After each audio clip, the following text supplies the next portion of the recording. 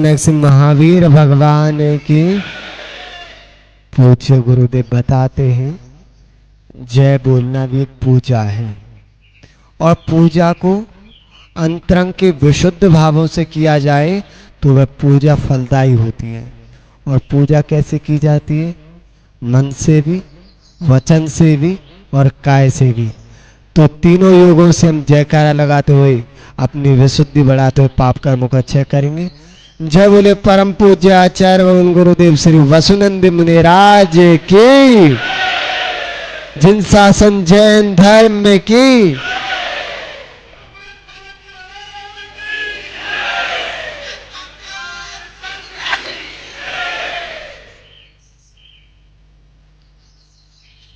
पूज्य गुरुदेव की पवित्रतम पादमूल में विराजमान आप सभी धर्मानुरागी पुण्यात्मा महान भाव,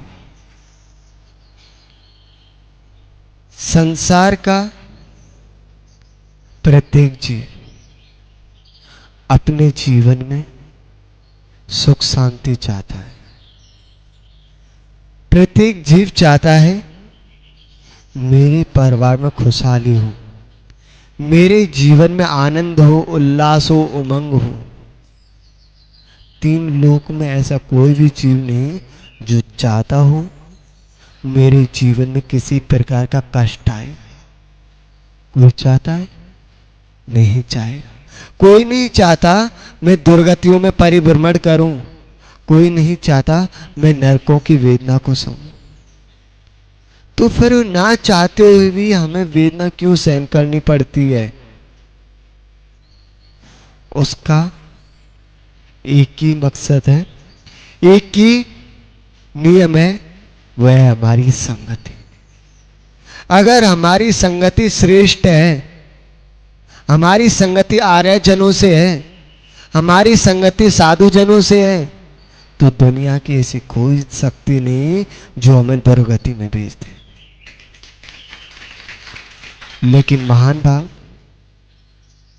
अनादि काल के संस्कार हैं। पापों में रमते रहे, विषय भोगों का भोग करते रहे, तभी तो संसार में परिभ्रमण करते रहे। यूं तो जहां पर स्वयं क्षीर का सागर विद्यमान हो, वहां भला कोई एक बूंद से संतुष्ट क्यों होना चाहेगा? जहां पर ज्येष्ठ ऋतु में, मध्याह्न काल में सूर्य अपना प्रकाश बिखेरा हो, वहां एक टिमटिमाता हुआ जुगनू कहे, देखो मेरे प्रकाश को देखो, मेरे अंदर दिव्य प्रकाश है। तो वह जन जन के द्वारा हास्य का पात्र बनता है।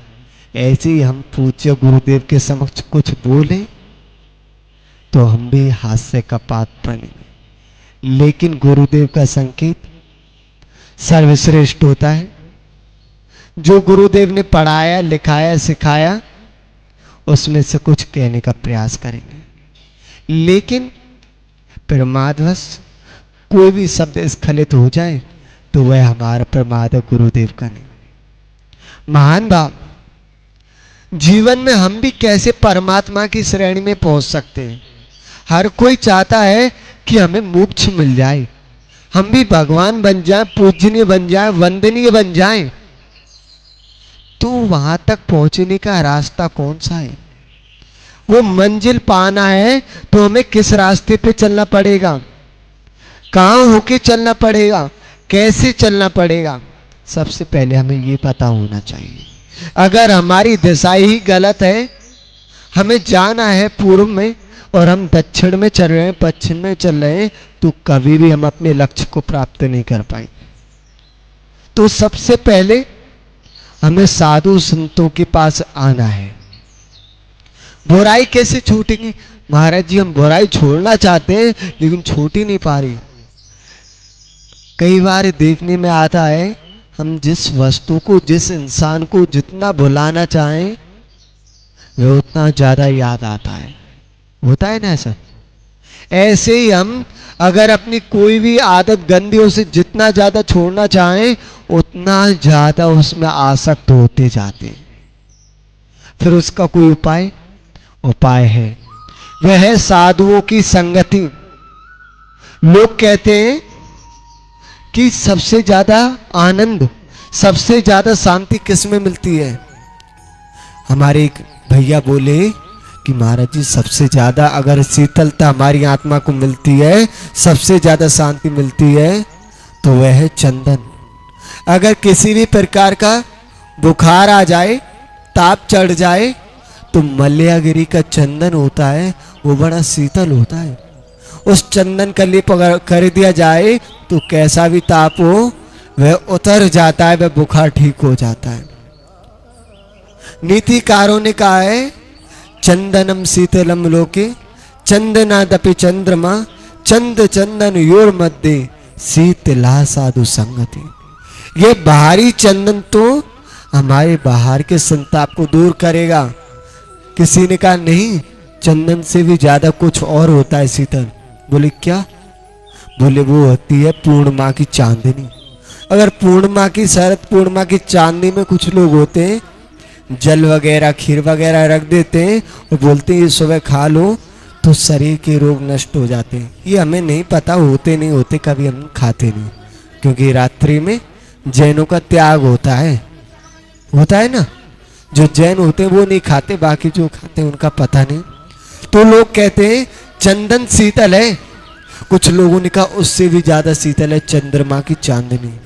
लेकिन नीतिकारों ने कहा चंद चंदन योर मध्य, जितनी शीतलता चंद्रमा में की चांदनी में और चंदन के पाउडर में है उससे भी कहीं ज्यादा शीतलता है साधुओं की संगति में।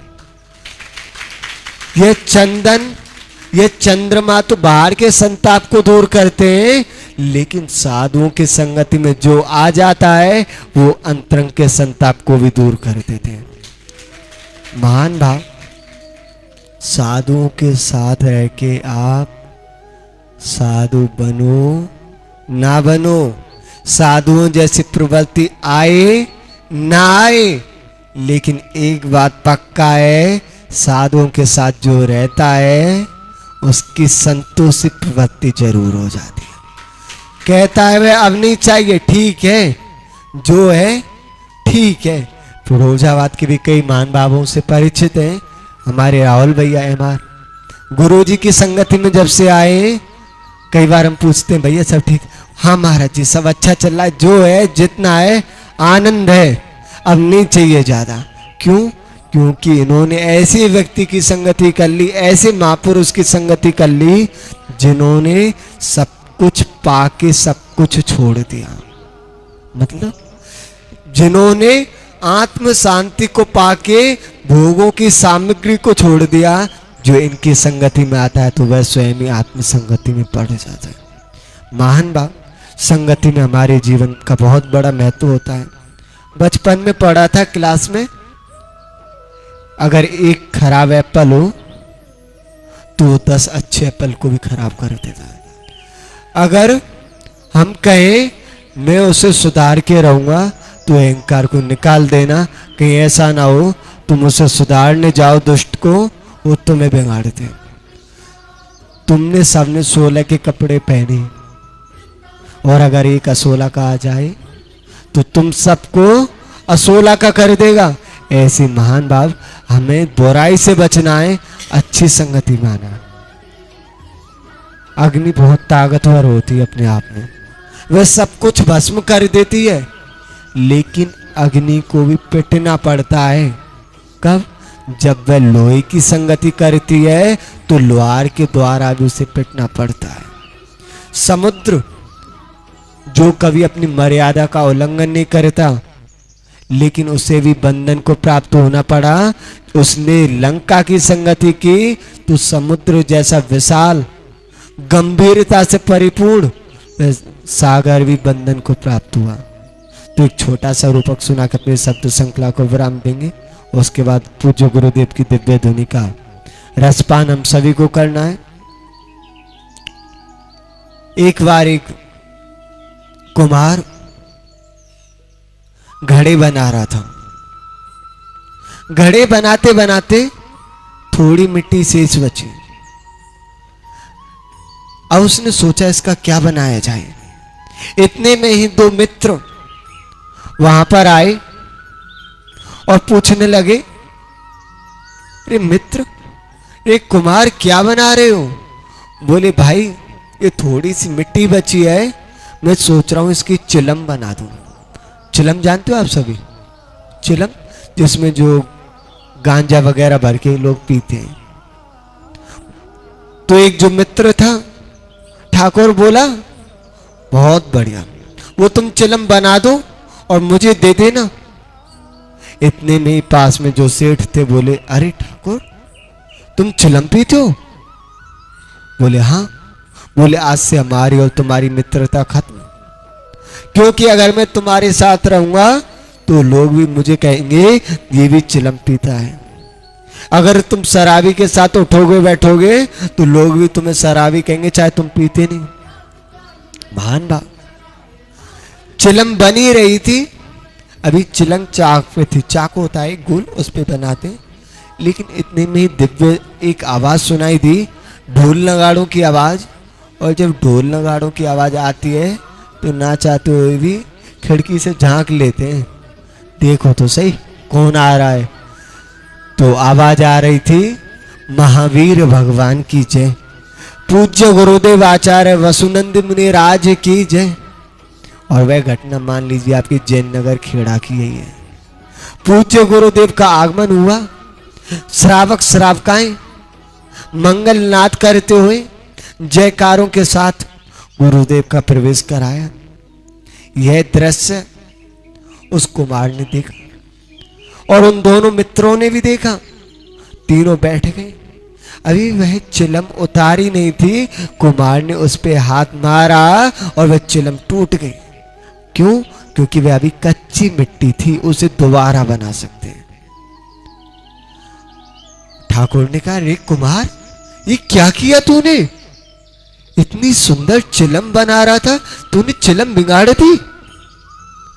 बोले, अगर मैं चिलम बनाता तुम्हें चिलम देता, तुम चिलम पीते, तुम्हें भी पाप लगता और मुझे भी पाप लगता। तो अब क्या करोगे मिट्टी का? अब मैं इसका सुंदर सा मंगल कलश बनाऊंगा और इसे किसी जैनी भाई को दे दूंगा। वो इसे पड़गान करेगा और महाराज पड़क गए तो तुम्हें भी पुण्य मिलेगा और मुझे भी पुण्य मिलेगा। महान भाव। यह जब बात उस ठाकुर ने सुनी तो बोला, अगर ऐसी बात है तो मेरा भी आज से जीवन पर्यंत के लिए चिलम वगैरह जो भी नशीले पदार्थ उन सबका जीवन पर्यंत के लिए त्याग। कुमार कहने लगा, मुनि महाराज को देख के मेरा विचार बदल गया। कहा मैं पाप का सामान बनाने जा रहा था, अब मैं पुण्य की सामग्री बनाऊंगा। ठाकुर बोला, मुनि राज को देखकर मेरा आचरण बदल गया, यानी कि आचार बदल गया। अब मैं ऐसा गंदा आचरण नहीं करूंगा। तो सेठ बोले, मित्र बढ़ाओ हाथ, आज से हमारी और तुम्हारी मित्रता जो कि तुम पक्की। बोले, अब क्या हुआ? 1 मिनट पहले तो तुमने कहा था कि आज से मंगल कलश बन गए। हमें नहीं पता ये किस चिलम की, किस कुमार की वार की बात है, लेकिन इतना जरूर जानते हैं वो चिलम हम ही थे जो गंदगी में पड़े थे। लेकिन गुरुदेव आए, उन्होंने हमें मंगल कलश का रूप देकर पूजनीय और वंदनीय बना दिया, नमोकार मंत्र में बना दिया। ऐसी संगति जिसको भी मिल जाए वह साक्षात परमात्मा की श्रेणी में पहुंच जाता है। बस यही भावना बात है गुरुदेव से, और आप सभी के लिए सद्भावना कि आप भी गुरुदेव की संगति करके उस परमात्मा की श्रेणी को प्राप्त करो। ज्यादा ना कहते हो अपनी शब्द श्रृंखला को विराम देते। जय बोले परम पूज्य आचार्य।